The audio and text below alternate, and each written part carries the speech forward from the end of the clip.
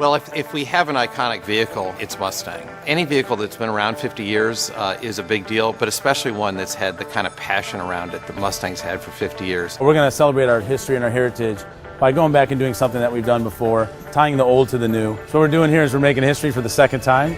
We're putting a Mustang GT convertible on the top of the Empire State Building. The process started with, okay, what is the difference between 1964 Mustang and the 2015 Mustang? The car is actually bigger, longer and wider than what it was in 1965. Remember, Empire State Building is exactly how it was 50 years ago. So we have a significant challenge. The actual car itself will be cut into 6 different pieces. The whole goal is to not make it look like you actually had to cut the car up, but we have to cut the car into pieces because we only have an elevator that's 36 inches wide, and the entire car needs to get into that elevator.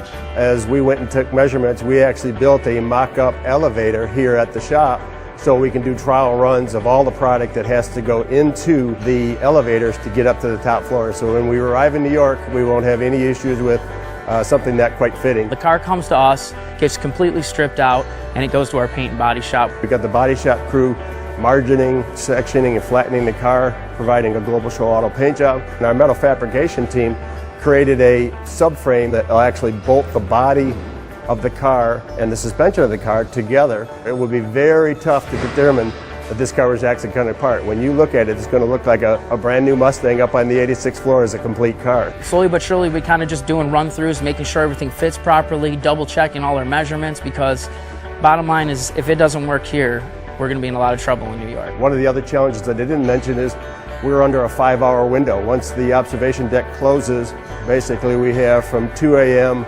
to 7 a.m. to get this car assembled, put together, and our dunnage carts out of the way. It's amazing that people are as excited about the new Mustang as they were about the original in '64. We as a company, as Ford Motor Company, are very dedicated to the Ford Mustang. We're committed to this car. We're committed to the next 50 years, not only celebrating the 50 that we've already had, and really to say to all of our fans over the 50 years, thank you, and we look forward to another 50.